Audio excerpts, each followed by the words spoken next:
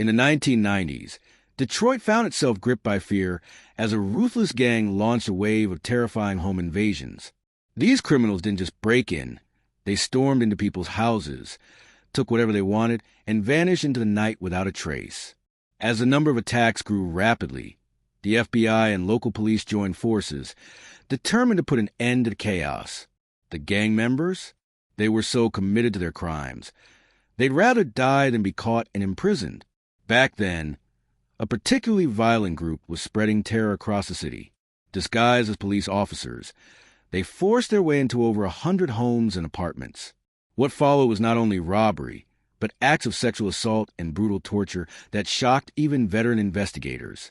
Jim Carlstrom, former head of the FBI's New York office, recalled, "The sheer number and cruelty of these break-ins even stunned us at the FBI." With pressure mounting, a joint task force of Detroit police officers and FBI agents was formed specifically to stop the sadistic crew. In February 1994, drug activity was commonplace in certain Detroit neighborhoods. So much so that police raids were part of the daily rhythm. But this time, things played out very differently. "Get on the ground," shouted the invaders as they burst through the door. They demanded to know where the drugs and money were hidden. "Where's the stash?" The man inside, assuming they were real cops, didn't resist. "It's in the back," he said reluctantly. He showed them the spot, and just like that, they were gone. Shaken, the victim called the police. He claimed that uniformed officers had broken in, threatened him, and robbed him. While this man was known to authorities as a drug dealer, there were no operations planned against him that day. No raid, no search warrant, nothing. So what had really happened? Were these dirty cops? Or something even worse? Turns out, this break-in was just one in a string of violent robberies plaguing the city. "Talk, or I'll kill you." That was the kind of threat victims reported hearing. The gang hit week after week, leaving fear in their wake and no evidence behind. By June 1994, the situation had spiraled out of control. In response, authorities launched a new unit called the Safe Streets Violent Crimes Task Force, a combined effort between the FBI and Detroit Police Department. One of the key agents, Special Agent Michael Kasanovich, made the mission crystal clear. "We were determined to stop this nightmare of break-ins once and for all." When the task force got started, they were already tracking around 50 violent home invasions, all committed between spring and early summer that year. These weren't simple burglaries. Gunfights had broken out, and multiple victims had suffered sexual assaults. Investigators began digging deep, comparing the reports from each case, looking for patterns. Detective Tom Dunay from the Detroit Police recalled, "We went back through every report filed over the past 3 months. We looked at how the attackers operated, every detail. What emerged was chilling.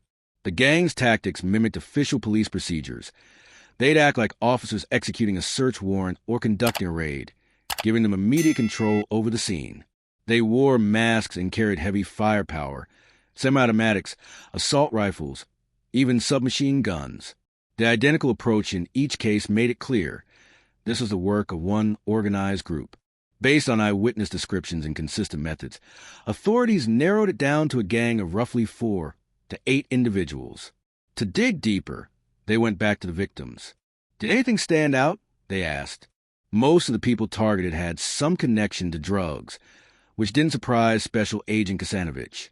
These guys weren't eager to admit they were drug dealers. They didn't want to talk to us at all. But Detective Tom Barry made one thing clear. We didn't care about their drug business.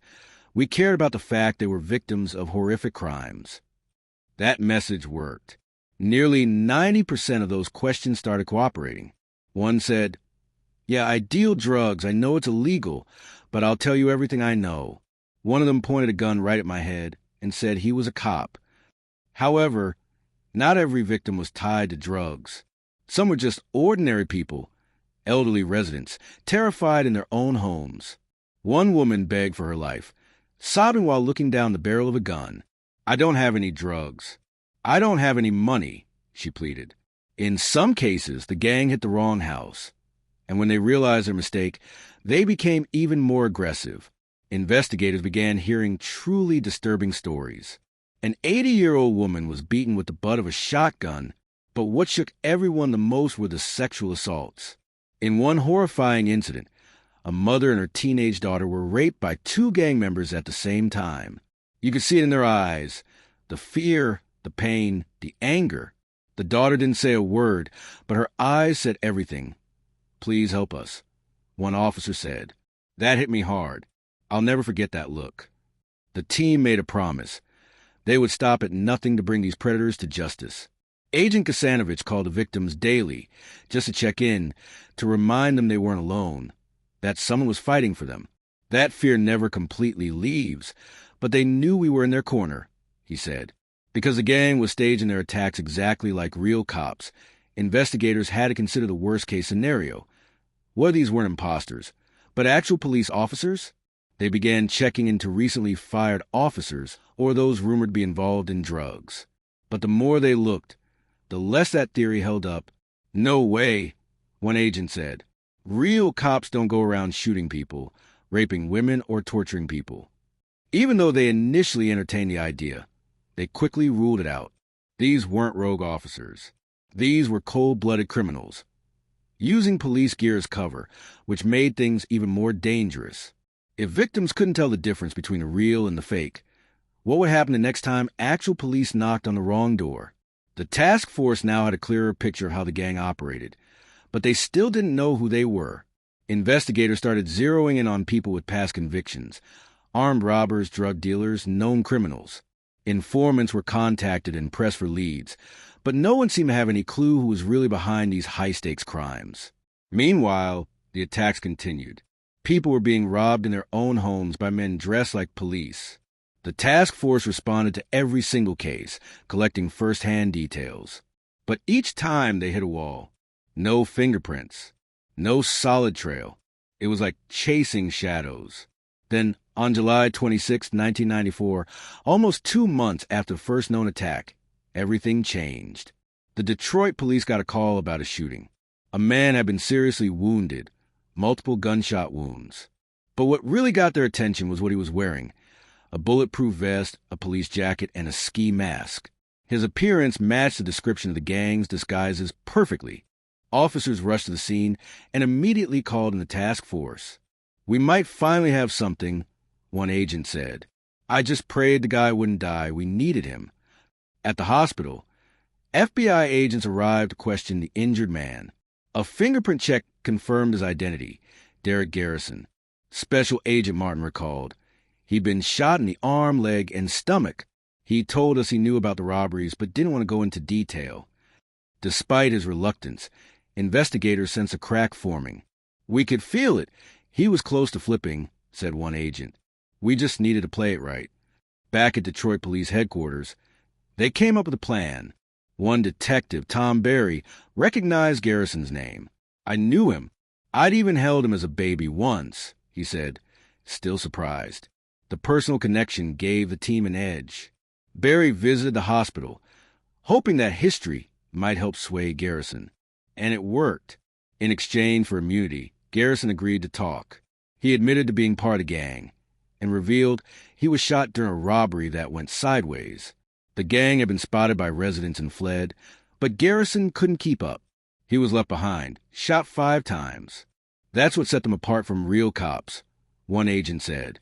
"A police officer would never leave a wounded partner behind in an alley." Once Garrison could walk again, they moved him to a secure, undisclosed location outside Detroit. The task force warned him of the danger. "If they ever find out you're working with us, they'll kill you," they told him. Garrison demanded protection, and the agents agreed. They promised his identity would stay hidden until the day of the trial. And then Garrison began to talk. In detail. Turns out, the gang was larger than expected, and not all the robberies were committed by the same group each time. It depended on who was around and who needed cash, he explained. Some nights, only 3 guys would go. Other times, up to 7. They weren't always the same people. He also revealed the leadership behind the operation: Carter and Andre, 2 hardened career criminals. They chose the targets and decided who would go on each job. Before any hit, someone was sent to scout the house, count how many people lived there, guess their ages, and identify who might fight back. All that intel was passed to the group, and later that night, they'd move in. Even more disturbing, Garrison claimed that Andre Woods held training sessions in abandoned houses. He taught gang members how to break into homes, clear rooms, and control residents just like a real tactical unit. No sudden moves. Stay down. That was their style. But Woods wasn't just a strategist. According to Garrison, he was the most violent of them all, known for sexually assaulting women and torturing dealers who refused to talk. If someone didn't give up their stash, they were beaten or shot until they did. One story stuck with the agents. The gang had kidnapped an older drug dealer. When he refused to reveal where his money or drugs were, they shot him in the leg. As he screamed in agony, they kept hitting him, but didn't kill him. They wanted answers, Garrison said. They wanted the loot. When he finally broke and talked, they took everything and disappeared. After each job, they regrouped at a safe house. Any cash was split evenly. Other valuables, jewelry, electronics, were kept by whoever grabbed them. One member, Chris, handled all the drug trafficking. He'd sell stolen narcotics on the street and then distribute the profits among the crew. Chris was also responsible for picking out new targets. With his background in drug dealing, he knew who had large stashes of cash or product. He knew where the big scores were, Garrison said. The agents were stunned by how much Garrison knew. He was our ace, one said. His inside knowledge gave us the breakthrough we've been chasing for months. While Garrison's information gave investigators critical insight into the gang's operations, it still wasn't enough to bring solid charges in court. His testimony alone, without concrete evidence or confessions from other members, wouldn't hold up. The task force needed something more, proof that couldn't be denied. So the team got to work. They used Garrison's intel to start identifying more gang members. Special Agent Martin said, "A lot of these guys already had criminal records that matched our profile. Armed robbery, drug dealing, violence. We were sure we were closing in." They began surveillance on the suspects, monitoring their homes, tracking who they met with. And while Garrison had revealed a lot about the gang's inner workings, investigators still lacked hard, direct evidence to connect individuals to specific crimes. One approach? Show the victims photographs of potential suspects and hope they could recognize someone. Detective Tom Berry was in charge of that effort. "Take your time," he told the victims. But there was a major problem. The attackers always wore masks. The assaults were fast, chaotic, and violent. Victims barely saw their faces. Most couldn't ID anyone with confidence. That setback hit hard. Without positive identifications, they couldn't get search warrants or make arrests. All they had was Garrison, and that wasn't enough. "We needed new leads," Special Agent Kasanovich admitted, something that would really push the investigation forward. Then came a lucky break. On the morning of September 4th, 1994, the Detroit police got word of shooting an illegal gambling den. The unlicensed casino was owned by none other than Andre Woods, one of the gang's ringleaders. Around 4:30 a.m., Woods had gotten into an argument with a few gamblers. Things escalated, and he snapped. He shot and killed 4 people. Just like that, an officer said, no hesitation. He didn't like how they spoke to him. So he murdered them in cold blood, then calmly got in his Mercedes and drove away. It was a massacre, and it changed everything. The task force immediately gave homicide detectives everything they had on Woods, including details about his car. Detectives sent out alerts to departments across the country, trying to track him down. The urgency was clear. This guy had just committed a quadruple murder, and he was only getting more dangerous. That shooting forced the task force to accelerate their strategy. If Woods was capable of murdering 4 people over a disagreement, what would happen during the next robbery? What if the next time he decided to kill the victims instead of just threatening them? Just days after the massacre, a judge approved a wiretap request. Agents were now legally allowed to monitor the gang's pager messages. What they found was striking: a repeating pattern of calls and codes, clear signs of organized criminal activity. A week later, something even more shocking happened. Andre Woods walked into the Detroit police headquarters. He looked the officer straight in the eye and said, "You guys are looking for me, right?" Investigators believe Wood surrendered because he felt cornered. Maybe he realized law enforcement was closing in and thought he'd get a better deal by turning himself in. Either way, the task force was relieved. He was the most dangerous member of the group, said Special Agent Bob Peruso. As long as he was free, people were at serious risk. A week after Wood's arrest, the team used information from the wiretaps to listen in on calls made by other gang members. They were able to identify phone numbers and voices, and even decode the group slang. The gang had a nickname for their robberies, doing it a lie. After each hit, they'd call each other brag, laughing about how much money they found, which weapons they grabbed, and how many drugs they scored. That chatter proved incredibly useful. Agents began matching the details from the calls with information from crime scenes, what was stolen, how the job went, who was there. The pieces started to fit. Still, there was one major problem. They couldn't definitively link specific individuals to specific crimes. They didn't have enough evidence to say, without a doubt, who had done what. They needed to catch them in the act. Then, one night, an FBI surveillance team was watching the gang's meeting spot when a car pulled up. Four men in plain clothes jumped out. It was an undercover Detroit police unit, working a completely different case in the same neighborhood. They were searching for a fugitive in a nearby house. The FBI agent watching the gang froze. Inside the house, the gang was preparing for another hit. When they saw the unmarked car and men who looked like cops approaching, panic set in. They didn't know these were real officers. They thought it might be a raid on them. That moment could have sparked a disaster. If the gang had opened fire, thinking they were under attack, innocent officers could have been killed. Thankfully, the gang didn't react violently. They watched the cops but stayed quiet. The undercover officers eventually left, completely unaware of the danger they'd just walked into. Later that night, wiretap recordings revealed just how close they'd come. The gang admitted they'd spotted the cops and were this close to shooting every one of them. If they had come through that door, one of them said, "we would have taken them all out." That was the final warning the task force needed. "We couldn't wait any longer," said Officer Tom Dunay. "We had enough evidence to act, and if we didn't, people were going to die." The task force was now sitting on a mountain of evidence, wiretaps, surveillance, informant testimony, and they knew one thing for sure. The gang wasn't going to go down without a fight. They had guns, bulletproof vests, and stolen goods, said Special Agent Bob Peruso. "We had to assume they'd be heavily armed and ready to shoot out. To protect innocent civilians and avoid a hostage situation, the team made a strategic decision. They wouldn't arrest the suspects during a home invasion. They'd wait until the gang exited the house, hoping to catch them off guard. It was too risky to go in while they were inside," said Special Agent Martin. "One wrong move, it could turn into a bloodbath." This gang had proven time and again that they were dangerous.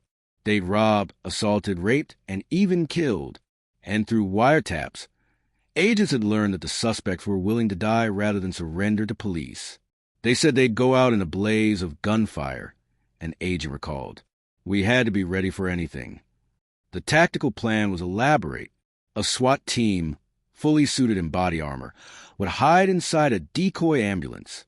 The idea was to surprise the gang after a robbery, when they'd least expect it. The ambulance would drive up behind their car with lights flashing, pretending to pass them. At the perfect moment, it would ram their vehicle. Then, 20 SWAT officers would pour out and surround them before they had a chance to escape. "We didn't want to chase," one officer said. "We had to trap them right there." Meanwhile, the rest of the gang would be picked up in synchronized raids. Police mobilized hundreds of officers and agents, preparing to search 6 different homes at the same time. It was the biggest operation the task force had ever attempted. Then came the intel they'd been waiting for. The gang was planning another hit, just 2 days away. With that, they rushed to get search warrants approved. Timing was everything. But there was one catch. Even with wiretap recordings, the gang never said exactly where the next job would take place. The agents had no address, just hints. The next day, 2 known members were seen scouting a neighborhood. Based on their behavior, agents were confident this was a target zone. November 11th, the operation was set. Only hours remained before the takedown. At police headquarters, the task force gathered for a final briefing. Tension filled the room as officers listened to a chilling audio clip. One of the gang members issuing a death threat to a cop. It wasn't just a reminder, it was a reality check. "These guys don't hesitate," one agent said. "They will shoot. They have no remorse." Everyone knew what was at stake. They had been chasing this gang for months. Now it was finally time to end it. The adrenaline was off the charts, an officer admitted. "We were all thinking the same thing. This is it. Let's finish it." The SWAT team loaded up. Officer Steve Miller and his team were given armor-piercing rounds, knowing the gang wore the same type of vests as law enforcement. "We had to match their firepower," Miller said. "They weren't just thugs. They were prepared for war."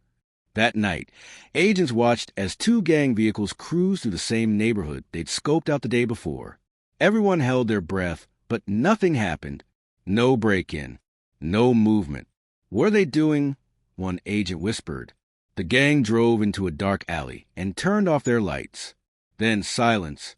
The surveillance team didn't know if they'd stopped or kept going. "We couldn't move in," said one agent. "If they saw us, the whole thing would fall apart." But letting them disappear also meant they could strike anywhere in the city at any time. The team stayed calm. Stick with them. Nice and slow. Don't spook them. And then silence. The gang had vanished into the night. Moments later, a 911 call shattered the stillness. There had been another break-in. 6 men dressed as police had stormed a home, but this time they got the address wrong and found nothing. The victims, both in their 70s, were shaken but unharmed. Since nothing was stolen and the suspects couldn't be identified, the team had to let it go. No arrests, not yet, but they kept watching. One officer continued surveillance at the gang leader's house. Sure enough, he saw the crew emerge in full fake police uniforms, headed out again. This time, they were definitely on the move. "I parked my car so I could watch both the front door and their vehicle," Officer Miller said. "I adjusted my mirrors and waited. The agents now had the best chance yet to catch them red-handed. We had to let the robbery happen," said one agent. "If we went in too soon, someone could get hurt. We needed them to finish and come out." But then Miller's heart skipped a beat. The gang's car suddenly pulled in behind him. "I thought they'd made me," he said. "My hand went straight to my weapon. I wasn't taking any chances." But the gang drove past him without stopping. Minutes later, they were back, rushing out of the house with bags full of stolen goods. They jumped into the car, ready to vanish once more. But this time, the task force was ready to strike. With the gang now fleeing the scene, the task force launched a plan they had rehearsed for weeks. The decoy ambulance, loaded with SWAT officers, moved into position to intercept their vehicle. But things didn't go as smoothly as hoped. Just as the ambulance was about to block them in, the gang's car sped off, more powerful than expected. They broke free and vanished into the night. "We had a serious problem," said an officer. Heavily armed gangsters on the loose, driving fast and desperate not to be caught. The police initiated a high-speed chase across the streets of Detroit, expecting the worst. Everyone knew this could turn violent, fast. As officers pursued, the back door of the gang's vehicle suddenly flew open, and they opened fire. "They were shooting right at us," recalled one detective. "It was chaos." A police sharpshooter returned fire from inside one of the patrol vehicles, all while headquarters listened in over the radio. Officer Tom Dunay, monitoring the chase from command, said it was incredible how disciplined the officers were. Even with bullets flying and people screaming, they stayed focused. Then, the gang made a sudden stop. 4 of them jumped out and started firing directly at Officer Steve Miller's car. He dove out and fired back, but after one round, his weapon jammed. Instinct took over. "I just ran after them. I couldn't let them get away." He shouted, "Police, don't move." But they didn't stop. Miller thought backup was right behind him, until he realized he was completely alone. "It felt like a ghost town," he said. Worse yet, he didn't even know where the suspect had gone. While the chase continued, another team moved through the streets nearby. Suddenly, one of them saw a man lying motionless in the road. They approached cautiously. "Stand up. Get up," an officer shouted. But the man didn't move. It was Carter, the gang's leader. He was dead. An autopsy later revealed that one of Miller's bullets, armor-piercing, had penetrated Carter's vest and delivered a fatal wound. Meanwhile, the gang's getaway vehicle broke down in another part of the city. Two of the remaining suspects bolted. One gave up. The other started shooting. FBI agents pursued the fleeing gunman into a dark alley. A shadow moved, then collapsed. The driver of the getaway car had been hit several times. He was still alive. Agents called an ambulance, and he was rushed to the hospital. Miraculously, despite the hundreds of bullets fired during the entire chase, no officers were injured. "Our plan had worked," said one agent. "We hadn't planned for a chase, but when it happened, everyone kept their cool. We got them." Still, only 3 of the 6 gang members had been captured that night. The other 3 were on the run. Officer Tom Dune jumped back into action. He started calling every local hospital, asking if anyone had checked in with gunshot wounds. One call paid off. Someone matching the description had just been admitted. Dune rushed over and confirmed. It was another gang member. While the search continued for the last 2 fugitives, the task force began raiding homes linked to the suspects. What they found was overwhelming. "We recovered so much stolen property," said Special Agent Martin. "Jewelry, electronics, clothing, things taken during the robberies, plus a massive stash of weapons, ammo, bulletproof vests, and police gear." At headquarters, Detective Tom Barry interviewed the captured gang members one by one.